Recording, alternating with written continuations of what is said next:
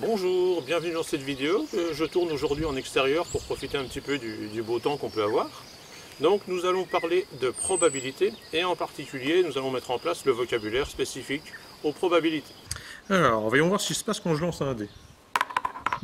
5.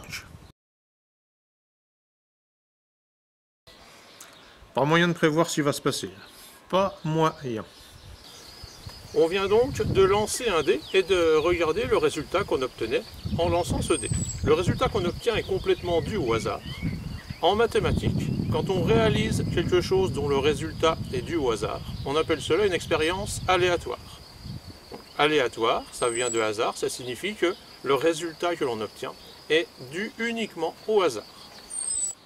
Je peux obtenir 1, je peux obtenir 2, je peux obtenir 3, je peux obtenir 4, je peux obtenir 5, ou je peux obtenir 6. Alors, on a vu donc qu'en lançant ce dé, on avait 6 résultats possibles, 1, 2, 3, 4, 5 ou 6. Les résultats que l'on peut obtenir lorsqu'on réalise une expérience aléatoire, en mathématiques, c'est ce qu'on appelle les issues de l'expérience. Donc là, quand on lance notre dé, il y a 6 issues possibles qui sont 1, 2, 3, 4, 5 et 6. Alors, je voudrais faire 3. On va voir. Enfin, 3. Il a donc fallu que je lance 1, 2, 3, 4, 5, 6, 7, 8, 9, 10, 11 dés. Bon, pas trop le coup de parier qu'on va obtenir un 3 quand on lance un dé, apparemment. Alors, je voudrais obtenir un résultat impair. On va voir. Non. Ah, là c'est impair. C'est bien. Bon, apparemment, ça serait plus intéressant de parier sur un résultat impair. Allez, je vais parier maintenant que j'obtiens un résultat qui est strictement supérieur à 4. On va voir. Ça marche pas. Non.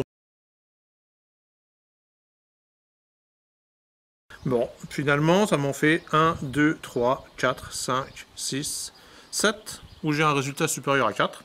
Donc finalement, c'est pas mal. C'est peut-être intéressant de parier là-dessus. Toutes les choses sur lesquelles on peut parier comme ça, c'est ce qu'on appelle des événements.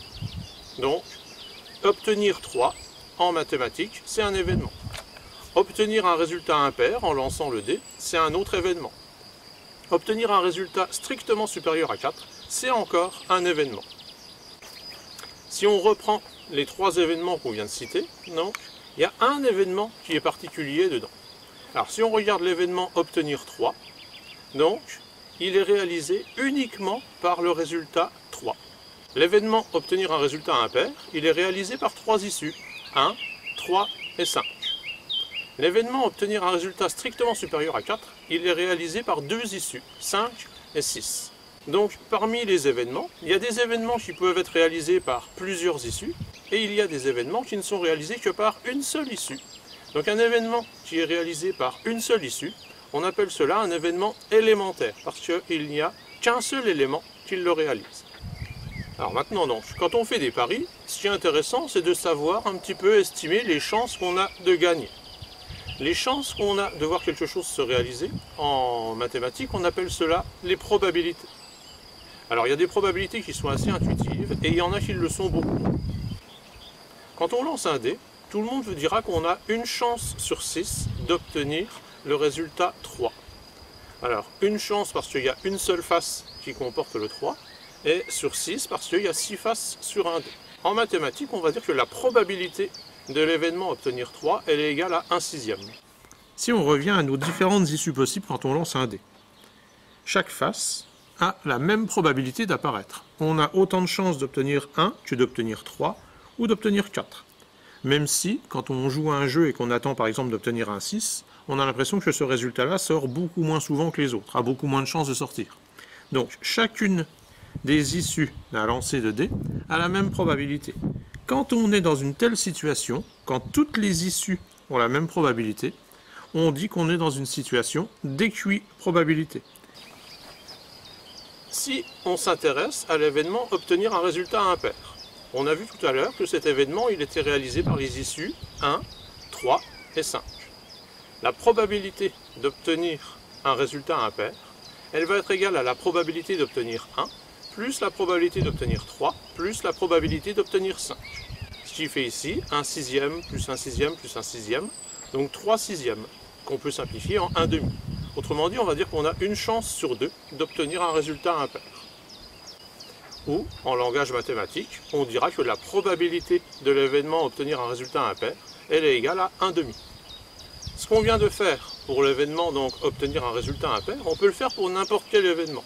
Donc, ce qui est important de retenir, c'est que la probabilité d'un événement, elle est égale à la somme des probabilités des événements élémentaires qui le composent.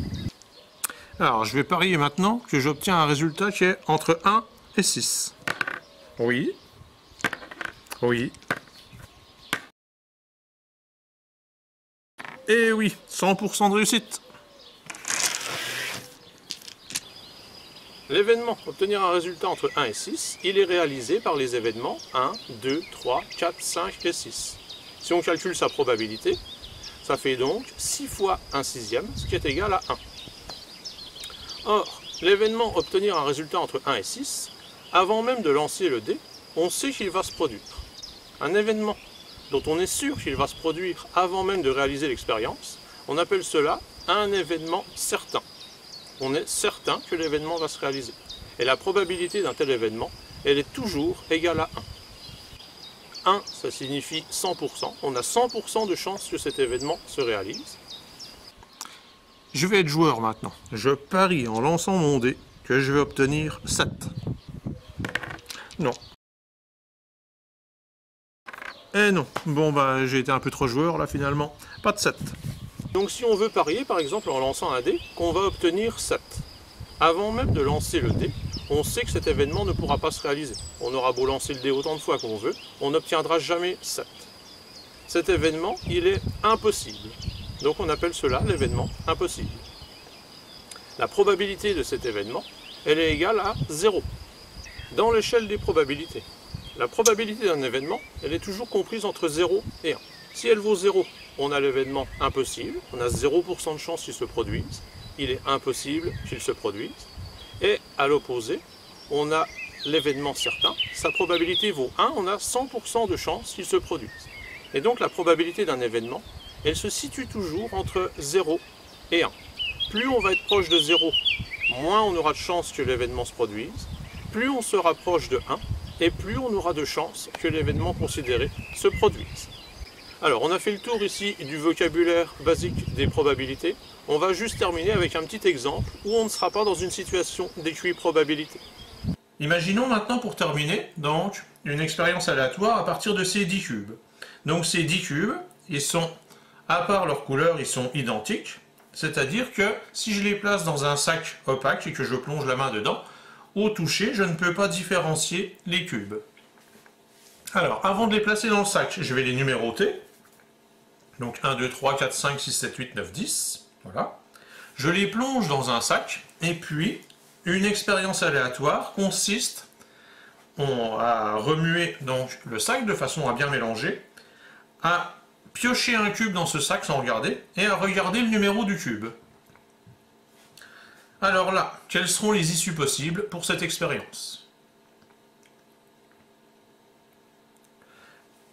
Alors, je vous ai laissé un petit peu de temps. Donc, les issues possibles, ce serait 1, 2, 3, 4, 5, 6, 7, 8, 9 et 10. Donc, si on sort un cube et qu'on regarde le numéro du cube, les résultats possibles sont tous les nombres de 1 à 10. La probabilité d'obtenir le 6, par exemple, le cube numéro 6, serait de 1 dixième. Tous les cubes ont la même chance d'être tirés, et donc chaque cube aurait comme probabilité 1 dixième. On est dans une situation d'équiprobabilité. Deuxième expérience aléatoire, je plonge la main dans le sac, je sors un cube et je regarde sa couleur. Quelles sont les issues possibles?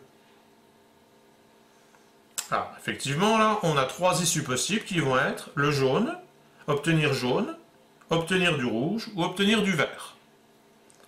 Est-ce qu'on est dans une situation d'équiprobabilité? Alors, non, parce que la probabilité d'obtenir du jaune ne sera pas la même que la probabilité d'obtenir le rouge.